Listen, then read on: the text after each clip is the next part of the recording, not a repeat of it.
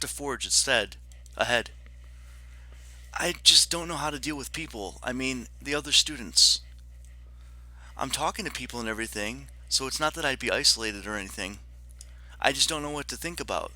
The disabilities, it's like, it feels that I'm being impolite if I pay attention to them, and it's weird to ignore them.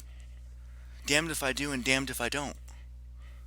The teacher scratches his cheek absent-mindedly, looking very unresponsive.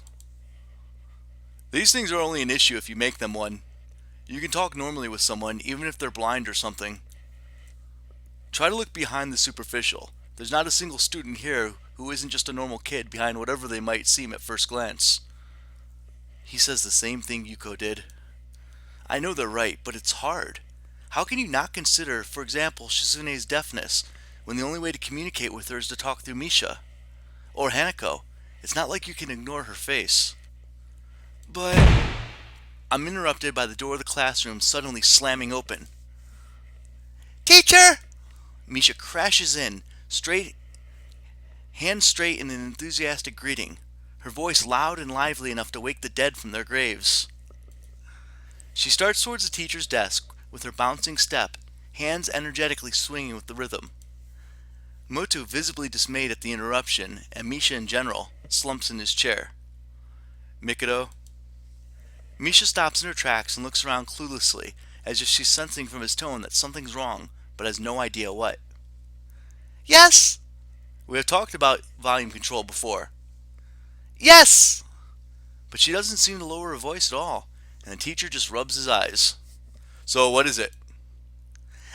We need help. We're running out of supplies for the festival stands. This is a distress. She waves a pink slip of paper she's holding around. So go get more supplies from the art room. What's the problem with that? Plywood!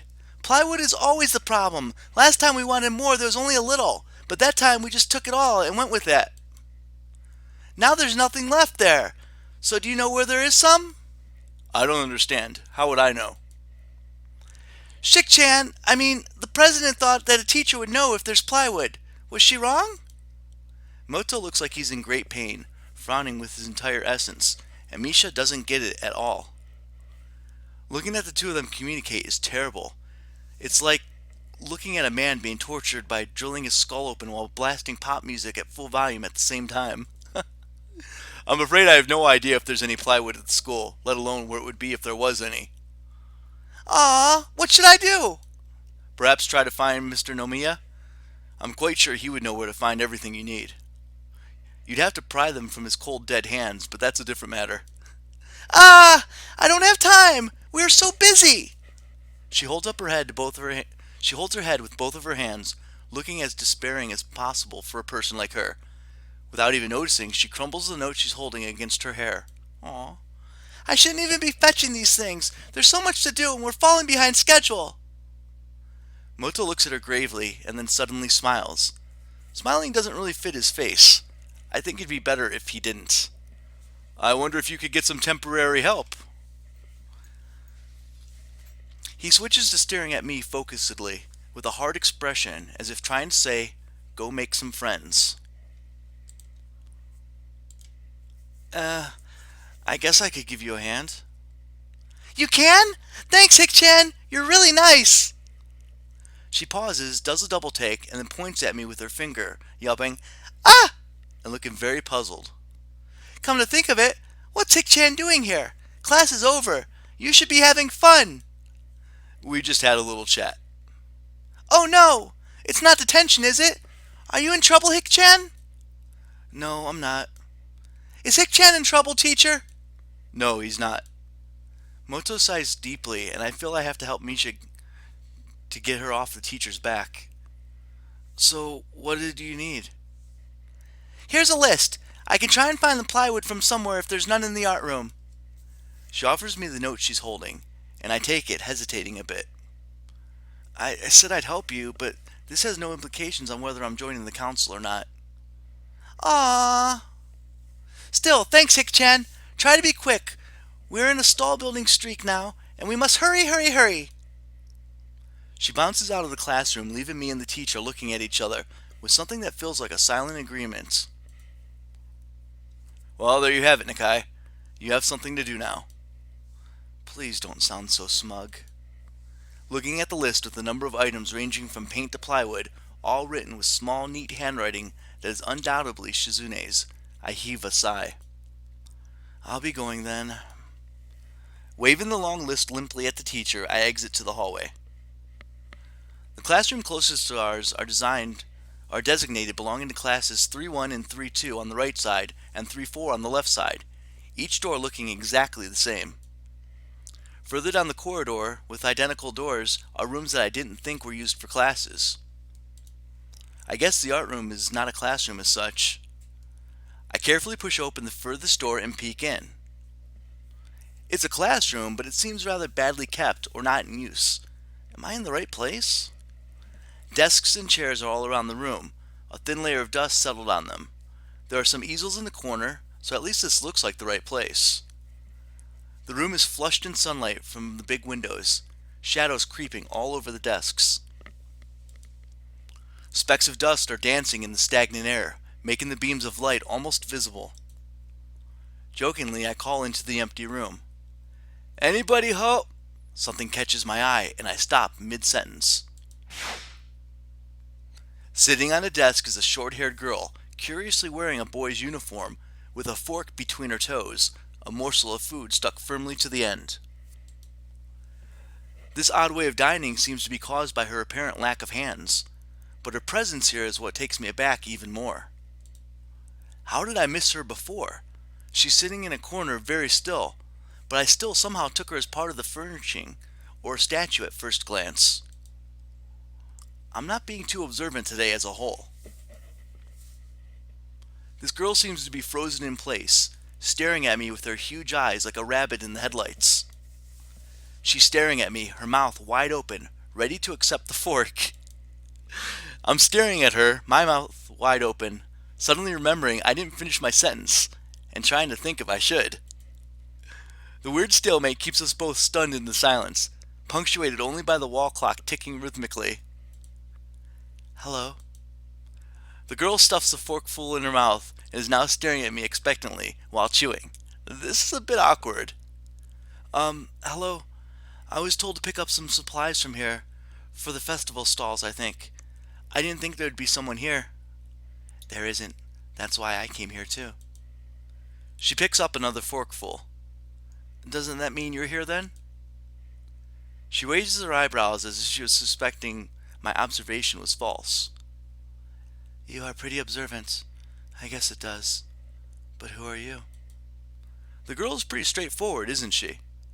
I'm Nakai, Hasayo Nakai. I transferred in on Monday. I'm Rin. Tezuka Rin. Rin Tezuka. I won't shake hands with you, but at least we know who we are now. That's very nice. Her deadpan manner of talking makes it hard to determine whether she's joking about shaking hands or not. It kind of bothers me. Joking about these matters doesn't feel appropriate at all. While I'm trying to figure out what's appropriate and whether this girl is, she seems to have lost interest in me and is now gazing yearningly back at her food. Can I continue my lunch? If you don't mind me, I won't mind you. If you need to get your stuff, the supplies are at the back. Go ahead, but lunch? School's already over for the day. What word would you use then? There's no word for a meal you eat after lunch but before dinner, right? It bothers me very much too, but I don't really know what I should say. I don't think you're supposed to eat a meal between lunch and dinner to begin with. But I'm hungry now, and my delicious boxed lunch would go to waste otherwise. I have curry. It's very delicious. With much decisiveness, Rin once again picks up the fork between her toes, and with at least as much impoliteness, she points it straight at me. So, Nakai, what brings you to this place? Like I said, I'm told to look for these things. No, the school. From the outside, you look fine. Is your problem inside? I come to a full stop, opening my mouth, but not getting a word out. I can guess. I'm good at guessing. Better than most people. Rin cuts me off before I can answer her, or skirt around it somehow. I don't know which I would have done. I froze in front of the issue again. I haven't even told anyone here about my condition, Or maybe it's only because it really hasn't come up. I do get the feeling that not making issues of this is part of the social code here, as the teacher said. I wonder if people here could relate. Probably not any better than any normal person could. I can't relate to Suzune's circumstances, or Lily's either. Naturally, while I go through this in my head, Rin keeps considering what my condition could be, with an overtly contemplative look on her face. She puts her fork between her lips and leans back, looking at the ceiling as if the answer was written up there. A beam of light illuminates her face from the window side, creating a mask of dark shadow on the other side. I don't think there's anything in your head, and something in your guts would be boringly ordinary, like this lunch of mine, and less delicious. The problem must be in your pants. This messed up Sherlock Holmes kind of statement and the sheer lack of tact it was delivered with catches me completely off guard. I think I might have reeled back even physically as Rin's eyes widened in revelation and astonishment. So I was right. There is something wrong with your tackle, isn't there? Still partially in shock, but recognizing the need to reply something, I spit out the first thing I can think of. No, nothing like that. I have a heart problem, arrhythmia. I said it. More like blurted it out, but I said it. The girl in front of me purses her lips together and glowers at me, looking very disappointed. How boring. Trouble in the pants would have been much more scandalous. What's wrong with this reaction?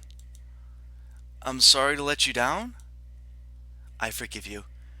Just I collect people, and a person with, that kind of problem would have been really great. Collect people? People with different problems. Huh. So you just, go around asking people what's wrong with them?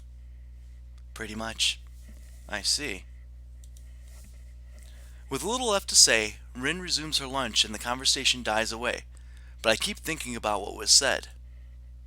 It's the first time I told anyone else about my condition, and all the other people have either known about it already or heard about it from someone else. Or didn't need to know about it, like every other student here so far. Should I have told it as a natural part of the introductions? Is it expected of me? Hi, I'm Hisayo. I have a very serious heart condition. Is that how I'm supposed to go around introducing myself from now on? As if our disabilities would define us? What a disgusting thought. Or maybe this Tezuka girl just has an unnatural interest in such things. As I walk to the back of the room to pick up the items on Misha's list, a chance opens to study Rin from the corner of my eye. Her hair is burnt auburn, almost orange, and cropped short. Long hair would probably be impossible with no arms. The boy's uniform and lack of arms make her look very thin, almost scrawny. She is not particularly pretty, except for her murky green eyes, which flicker restlessly from below her short bangs, even when she eats. The distance and shadows make it seem like they don't reflect sunlight at all, but instead absorb all of it within them like deep wells. She moves her feet almost as deftly as a normal person would use their arms. However, I can see how this sight could discomfort people, especially while eating. It makes me feel a bit uncomfortable at least. I hesitate to think of the word unnatural, but it's too late now, isn't it? I keep searching the cabins and shelves for Misha's things, but after enough time passes, the silence grows too uncomfortable, so I try to force some conversation out of this strange girl. So, do you always eat here alone and this late? Or do you get the occasional visitor? Visitors? Maybe you are my first occasional visitor, but I don't always eat alone either. Sometimes I eat with a certain person on the roof, if she's not horsing around. Horsing? She likes to do sports. Oh. And that's all I can think of to say. Both of us fall silent again as Rin forks the last bits of her meal to her mouth.